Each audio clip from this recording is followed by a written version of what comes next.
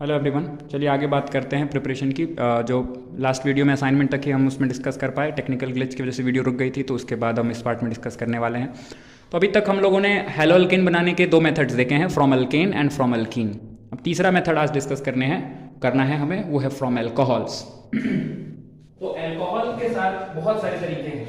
Alcohol से बहुत ज़्यादा मेथड्स हैं जिनसे हम हैलो अल्केन बना सकते हैं, कोई एक तरीका नहीं है। जैसे हमने अल्केन में देखा था, एक तरीका है अल्केन से अगर हेलो अल्केन बनाना है, एक तरीका है free radical halogenation in presence of sunlight. अगर आपको अल्कीन से बनाना है तो दो तरीके हैं आपके पास। दो तरीके कौन कौन से? एक तो मार्कोनिको एडिशन वाला यानी HX मॉलिक्यूल का एडिशन, और एक ब्रोमीन वाटर टेस्ट वाला यानी कि X2 मॉलिक्यूल का एडिशन।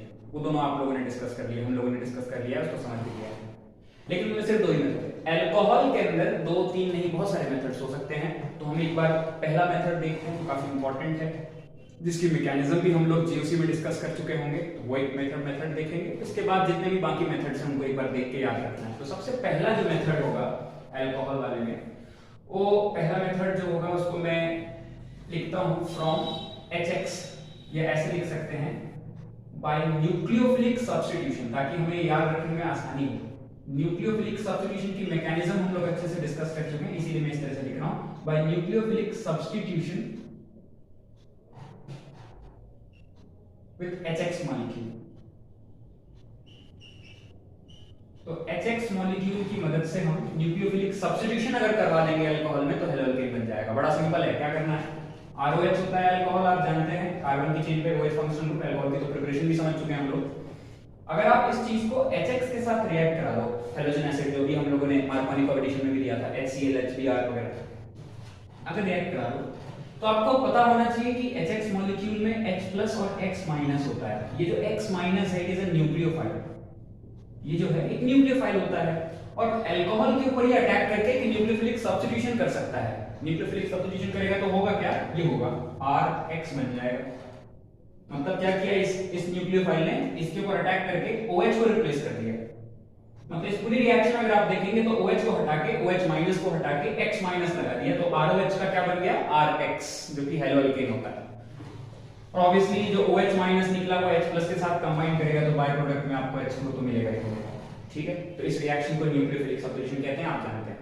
ठीक, अब ये जो रिएक्शन है, हम जानते हैं कोई भी न्यूक्लियोफिलिक सब्स्टिट्यूशन रिएक्शन है, या तो SN1 मैकेनिज्म से हो सकती है या SN2 मैकेनिज्म से हो सकती है।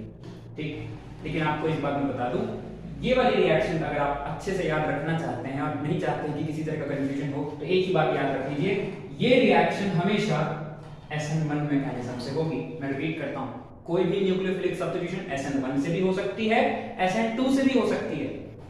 लेकिन जब अल्कोहल की रिएक्शन HX मॉलिक्यूल के साथ कराते हैं, हैलोजन एसिड के साथ, HX के साथ, तो ये बात आपको याद रखनी है कि कंडीशन कुछ ऐसी होती है कि रिएक्शन सिर्फ SN1 मैकेनिज्म से होगी। क्या ये बात मेरी समझ पा रहे हैं आप लोग? तो ये रिएक्शन SN1 मैकेनिज्म से होती है। आपको ये सब चीजें मैंने जीओसी में एक बार दिखवाया भी होगा, जब न्यूक्लियोफिलिक सब्स्टिट्यूशन हम लोगों ने डिस्कस किया था, तो वहां पे एग्जैक्टली यही रिएक्शन हम लोगों ने डिस्कस की है। अगर आप अपने नोट्स को देखेंगे जीओसी के अंदर तो आपको मिल जाएगा। फिर भी क्योंकि हम लोग यहाँ पे मेथड ऑफ प्रिपरेशन में देख रहे हैं, तो हम एक बात बस लिख लेते हैं कि this reaction takes place via SN1 mechanism। और SN1 मैकेनिज्म में आपको पता है दो स्टेप्स होते हैं, पहला स्टेप फॉर्मेशन ऑफ कार्बोकेटाइन और दूसरा स्टेप अटैक ऑफ न्यूक्लियोफाइल। तो मतलब क्या होगा, स्टेप 1 के अंदर ये जो ROH है, ये ROH कन्वर्ट हो जाएगा एक कार्बोकेटाइन में। कार्बोकेटाइन में किस तरीके से कन्वर्ट होगा, तो ये R और OH के बीच का बॉन्ड ब्रेक होगा, R के ऊपर पॉजिटिव चार्ज और OH- बाहर। ये पहला स्टेप बड़ा स्लो स्टेप होता है। स्लो स्टेप क्यों होता है, क्योंकि प्रोडक्ट में कार्बोकेटाइन बन रहा है जो जनरली अनस्टेबल होता है। तो क्यों बनेगा जल्दी से, तो उसको तो टाइम लगेगा बनने में, इसीलिए इस प्रोसेस को होने में टाइम लगता है। लेकिन पहला स्टेप अगर हो जाए तो फिर दूसरा स्टेप होता है। दूसरे स्टेप में क्या होगा कि फर्स्ट स्टेप में जो कार्बोकेटाइन बना है उसके ऊपर ये HX मॉलिक्यूल से जो X- मिलता है ना हमें, वो इसके ऊपर अटैक कर देगा, लग जाएगा इसके ऊपर आकर के, और मिलेगा आपको RX मॉलिक्यूल, हेलो अल्केन। तो आप मेरी बात समझ पा रहे हैं, पहले कार्बोकेटाइन बनेगा और फिर जो आपने HX मॉलिक्यूल लिया था, तो आपको पता है HX मॉलिक्यूल टूटता है H+ में और X- में, तो दूसरे स्टेप में वो X- इस कार्बोकेटाइन पे अटैक करता है। ये SN1 मैकेनिज्म है। आई होप ये बात आपको समझ में आती है। तो ये पूरी मैकेनिज्म है, इससे रिलेटेड जो बातें हैं हम लोग पहले ही जीओसी में डिस्कस कर चुके हैं, मैं ज्यादा डिस्कस अभी नहीं करूंगा, हम लोग आगे के दूसरे मेथड्स को डिस्कस कर लेते हैं। बस इसमें आपको ये बता रखा है मैंने कि अगर 3 डिग्री अल्कोहल होगा तो रिएक्शन बड़ी फास्ट होती है, लेकिन अगर 1 डिग्री और 2 डिग्री अल्कोहल होगा तो रिएक्शन फास्ट नहीं होती है, बल्कि हमें एक कैटलिस्ट ऐड करना पड़ता है, तब होती है। क्यों? क्योंकि 1 डिग्री और 2 डिग्री में जो कार्बोकेटायन बनेगा वो भी 1 डिग्री और 2 डिग्री बनेगा और वो ज्यादा स्टेबल नहीं होता है। ये सब बातें आप जानते हैं क्यों, जीओसी में डिस्कस कर चुके हैं, इसलिए मैं बहुत ज्यादा मेहनती इसमें लगूंगा। चलिए आगे बढ़ते हैं। और वो कैटलिस्ट क्या होता है मैं आपको बता दूं, कैटलिस्ट होता है ZnCl2 लुकास रिएजेंट जिसे हम कहते हैं। बहुत डिटेल में बात नहीं करने वाले हैं, इसीलिए हम अगले मेथड पे चलते हैं। आई होप ये मेथड आपको याद है, नहीं याद है तो आप उसको जरूर जीओसी से एक बार कंफर्म कर लीजिए, देख करके याद हो जाएगी।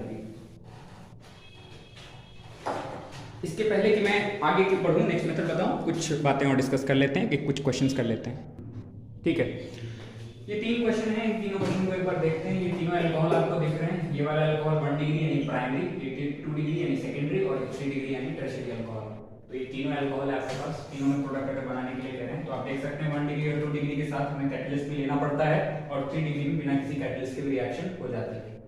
क्या प्रोडक्ट बनेगा? बहुत सिंपल है, OH हटाओ और यहाँ का Cl लगा दो, तो प्रोडक्ट बन जाएगा CH3 CH2 Cl क्लोरोइथेन। यहाँ पे यहाँ का OH हटाओ, Cl लगा दो। तो आपको मैकेनिज्म बार बार लिखने की तो जरूरत ही नहीं, आपको मेन तो बात पता ही है कि करना क्या है, सब्स्टिट्यूशन करना है, OH हटा के हैलोजन लगा देना है। यहाँ पर क्या करना है, OH हटाओ और Cl लगाओ। तो हर बार प्रोसेस तो सेम है, बस स्पीड का फर्क होता है। स्पीड जो है वो 3 डिग्री केस में मैक्सिमम होगी, सबसे फास्ट रिएक्शन होगी, फिर 2 डिग्री देन 1 डिग्री, क्लियर है? और उसमें तो हमें कैटलिस्ट की जरूरत पड़ती है। ये बात थी यहाँ तक। अब हम लोग आगे की मेथड्स को डिस्कस करते हैं। अब बाकी जो मेथड्स हैं उनको एक ही साथ डिस्कस कर लेते हैं। मैंने 1 2 3 4 5 5 और मतलब 4 मेथड्स और कर दिए हैं। पहला मेथड तो हमने देखा ही अभी, SN1 मैकेनिज्म वाला, बाकी मेथड्स को एक बार देखते हैं। तो इसमें जो अगला मेथड है ये है कि अल्कोहल को आपको PX3 के साथ रिएक्ट करना है, और यहाँ X क्या हो सकता है? X हो सकता है क्लोरीन या फिर ब्रोमीन, ध्यान से इसको नोटिस करना है। X हो सकता है क्लोरीन या ब्रोमीन। प्रोडक्ट देख लीजिए क्या होगा, होना हर बार वही है, यहाँ से एक X लगा के इस पर लगा दो, तो RX + H3PO3। अब इन रिएक्शंस की मैकेनिज्म वगैरह कुछ याद नहीं करनी, कुछ हमारे सिलेबस में नहीं है, फिलहाल के लिए इतना ही काफी रहेगा कि रिएक्शन याद हो जाए। हालांकि ये बात सब आप देख सकते हैं कि हो क्या रहा है, वो तो न्यूक्लियोफिलिक सब्स्टिट्यूशन ही रहा है, OH हट के X लगा है, ठीक है ये बात। इसकी जगह हम PX5 ले सकते हैं, पेंटाहेलाइड। ये फास्फोरस है, P आप मुझे समझ गए होंगे, मुझे लगता है कि फास्फोरस होता है, तो ये फास्फोरस ट्राइहेलाइड था, ये फास्फोरस पेंटाहेलाइड है, 5 हाइड्रोजन लगे हैं, PX5। देखिए यहाँ पे भी X क्लोरीन या ब्रोमीन हो सकता है, RX बनेगा ही, OH हट के X लग जाएगा, POX3 + HX बाय प्रोडक्ट है, बाय प्रोडक्ट का अंतर है दोनों में। तीसरा क्या है, अल्कोहल को X2 के साथ रिएक्ट कर दो, X2 मतलब X2 हैलोजन, लेकिन यहाँ ध्यान रखना है, यहाँ X क्लोरीन या ब्रोमीन नहीं है, यहाँ X है ब्रोमीन या फिर आयोडीन, Br2 यानी ब्रोमीन हो सकता है या फिर I2 आयोडीन हो सकता है। रेड फास्फोरस यहाँ पर एज अ कैटलिस्ट हमें चाहिए।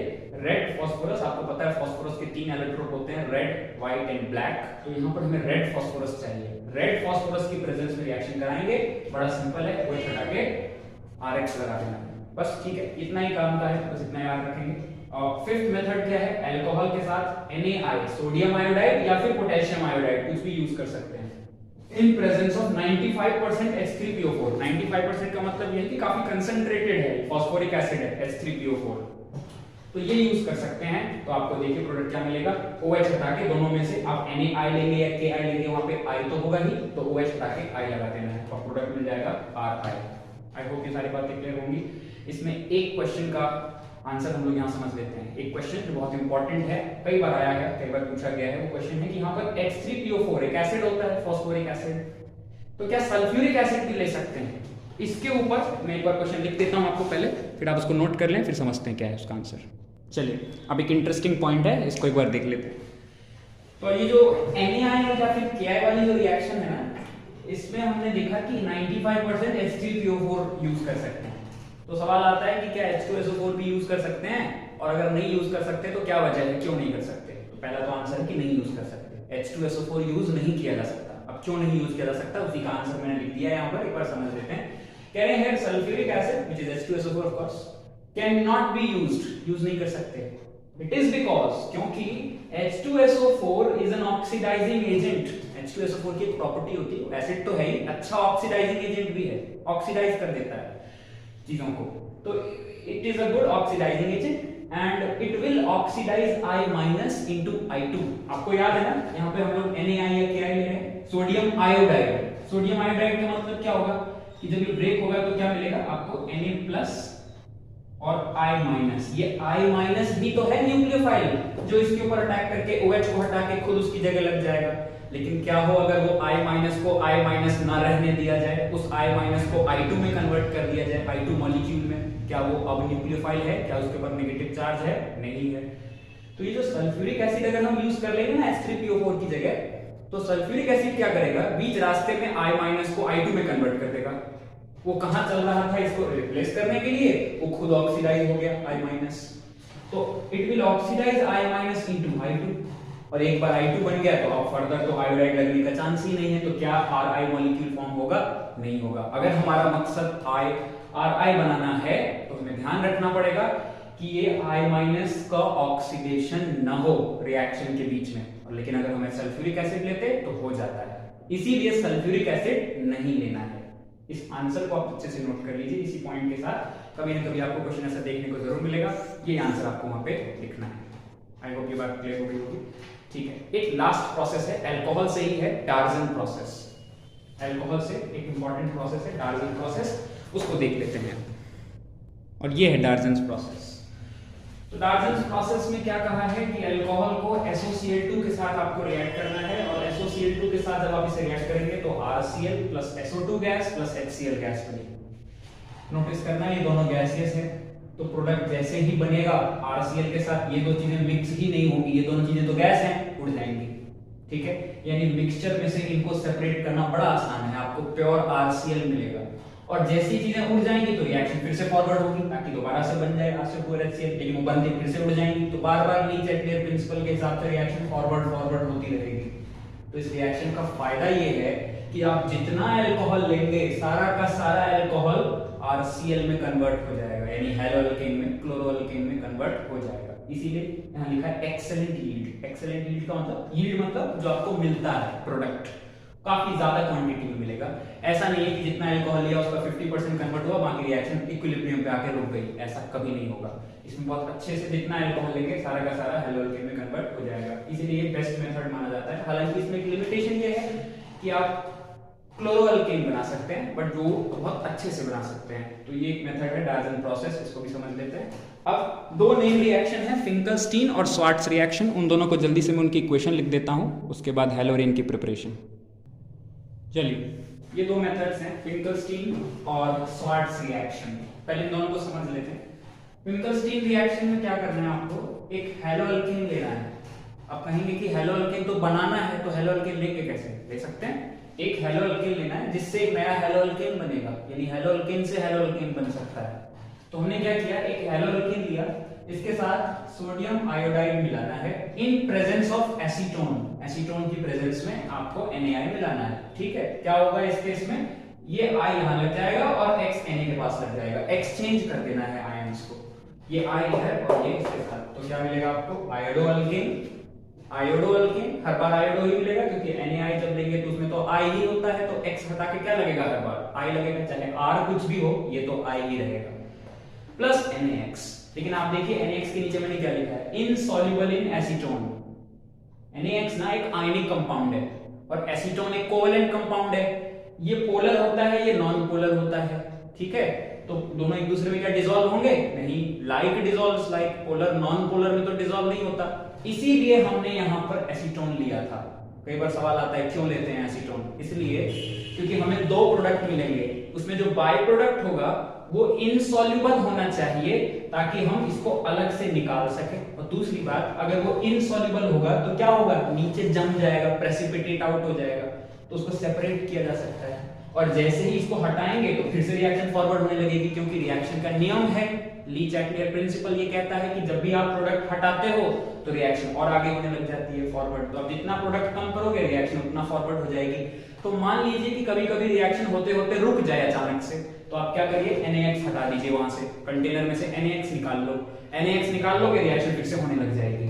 लेकिन NaX तो हम तब निकाल पाएंगे ना जब वो अलग से नीचे जम जाए, तो तभी होगा वो प्रेसिपिटेट बन जाए, वो तभी होगा जब आप रिएक्शन के अंदर एसीटोन डाल दें, कंटेनर के अंदर एसीटोन डाल दें, तो NaX बनेगा और एसीटोन में डिसॉल्व नहीं हो पाएगा, नीचे जम जाएगा। तो उसको सेपरेट करना आसान है और आप सेपरेट करते जाइए, रिएक्शन कभी बीच में रुकेगी ही नहीं, फॉरवर्ड चलती रहेगी अकॉर्डिंग टू ली-चैटलियर्स प्रिंसिपल।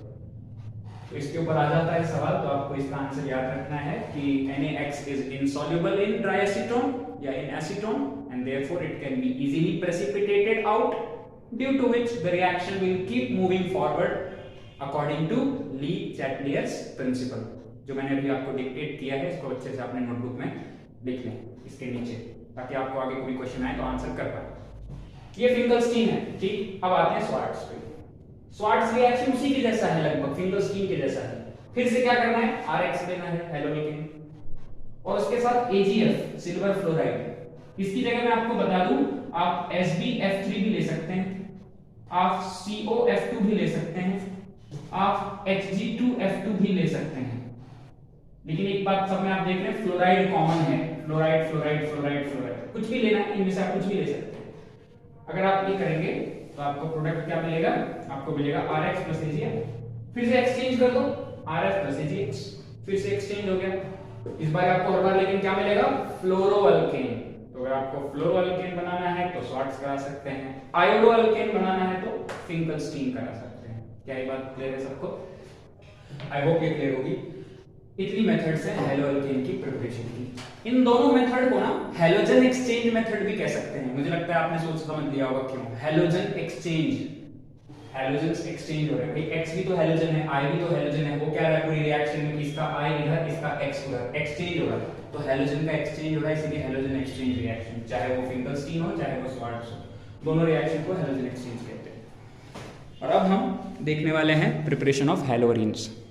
चलिए ये रिएक्शन देखते हैं प्रिपरेशन ऑफ हैलोरीन में। हैलोरीन में आपको सबसे पहला मेथड है सैंडमेयर्स रिएक्शन। सैंडमेयर रिएक्शन करा के आप हैलोरीन बना सकते हैं। इसके लिए आपको एनिलीन चाहिए, एनिलीन से डाइजोनियम सॉल्ट बनाएंगे। आपको पता है हमने फिनॉल की प्रिपरेशन में भी एनिलीन से पहले डाइजोनियम सॉल्ट बनाया था एक बार। एक मेथड अगर आपको याद हो तो डाइजोनियम सॉल्ट बना लिया, उतना काम सेम है, कैसे बनाते हैं आप लिख सकते हैं रिएक्शन में। फिर आपको करना क्या है, इसको Cu2X2 के साथ रिएक्ट करा देना है, क्यूप्रस हैलाइड। बस X क्या होना चाहिए, क्लोरीन या ब्रोमीन, सिर्फ ये दोनों, इनके साथ आप रिएक्ट कराएंगे तो क्या होगा कि वो पूरा का पूरा डाइजोनियम ग्रुप ऊपर से रिमूव हो जाएगा, उसकी जगह क्या लग जाएगा, X, और बाय प्रोडक्ट में नाइट्रोजन गैस रिलीज हो जाएगी। ये है आपकी सैंडमेयर रिएक्शन। तो बड़ा सिंपल है, इससे आप क्लोरोबेंजीन बना सकते हो या ब्रोमोबेंजीन बना सकते हो, लेकिन सिर्फ ये दो बना सकते हो, ठीक। ये बात तो हो गई सैंडमेयर की। अगर हमको आयोडीन लगाना है या फ्लोरीन लगाना है तब क्या करें, तब आपको कुछ और करना पड़ेगा। क्या करना पड़ेगा अभी बताते हैं। तब देखिए क्या करना है। तब देखिए मैंने सैंडमेयर पहले तो नाम मिटा दिया है। इसका मतलब अगर आयोडो बनाना है या फ्लोरो बनाना है तो उस रिएक्शन को सैंडमेयर रिएक्शन नहीं कहते। सैंडमेयर सिर्फ तब कहते हैं जब Cu2X2 हम यूज़ करेंगे, ठीक। वो तो कर नहीं रहे, तो ये सैंडमेयर नहीं है। लेकिन आपको करना यहाँ पे भी कुछ वैसा ही है। एनिलीन से पहले डाइजोनियम बनाना है। अगर आपने डाइजोनियम सॉल्ट में Ki मिला दिया तो आयोडो बन जाएगा। आप देख सकते हैं कैसे पूरा का ऊपर का डाइजोनियम ग्रुप हटा के I लगा देना है।